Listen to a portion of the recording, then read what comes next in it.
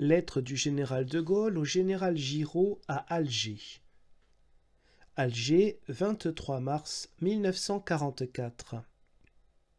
Mon général, l'exécution du jugement prononcé à l'égard de Pierre Pucheux par le tribunal d'armée étant maintenant un fait accompli, je crois devoir répondre à la lettre que vous m'avez adressée le 17 mars à ce sujet. Note de bas de page pour comprendre le contexte. Pierre Pucheux, condamné à mort le 11 mars 1944, a été fusillé le 22. Membre du Parti populaire français, secrétaire d'État à la production industrielle, ministre de l'Intérieur entre 1941 et 1942, puis ambassadeur en Suisse, il a été notamment jugé pour avoir livré à la Wehrmacht des otages, entre guillemets, principalement communistes, détenus à Châteaubriand. Au printemps de 1943, le général Giraud avait d'abord autorisé le voyage d'Espagne en Afrique du Nord de Pierre Pucheux, qui lui avait exprimé son désir de combattre en Tunisie, mais, revenant sur sa décision, il avait fait arrêter à Casablanca et mettre en résidence surveillée à Ksar es-Souk. Reprenons la lettre. Je ne ferai d'ailleurs que préciser ce que j'ai été amené à vous dire dans notre entretien de dimanche dernier.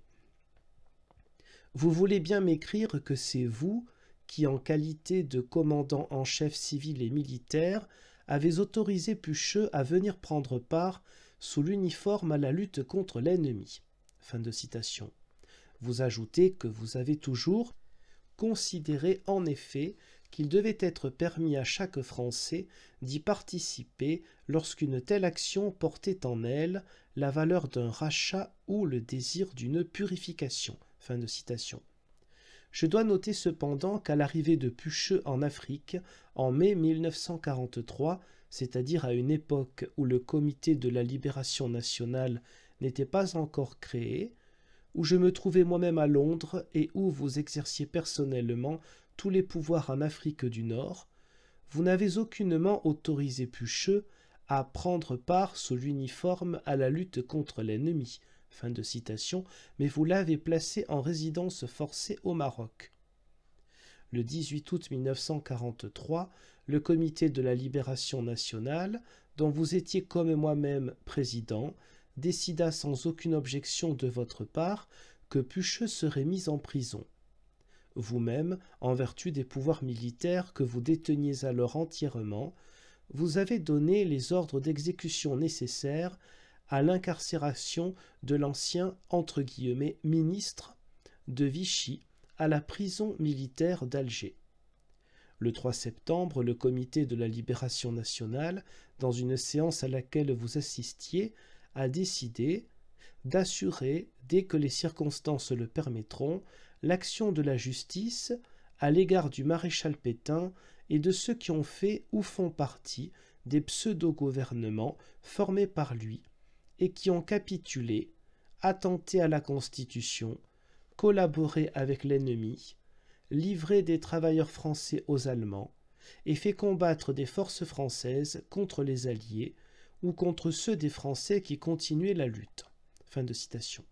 Ce texte a été publié le jour même. Vous avez, pour ce qui vous concerne, adopté cette décision telle quelle, ainsi, d'ailleurs, que l'unanimité des membres du comité.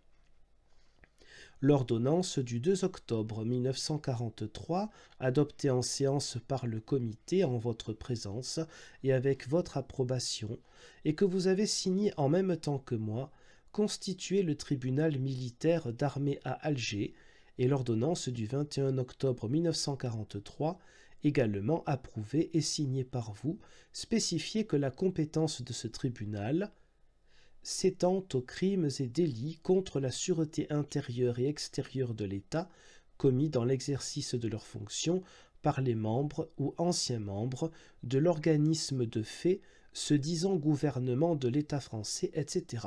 Fin de citation. C'est en vertu de ces ordonnances, publiées au journal officiel, que Pucheux a été cité devant le tribunal militaire d'armée. Il ne pouvait ne pas l'être. Dans ces conditions, Je m'explique assez difficilement que vous m'écriviez le 17 mars.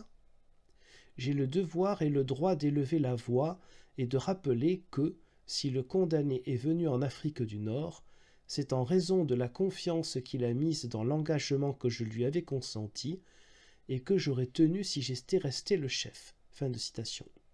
Pour ce qui concerne la commutation de peine, ou, ce qui revient pratiquement au même, le sursis d'exécution, dont vous avez estimé qu'elle s'imposait, la décision a été prise d'après la raison d'État, dont le gouvernement, responsable de l'État, est le seul juge qualifié. Je vous prie de croire, mon général, à mes sentiments les meilleurs.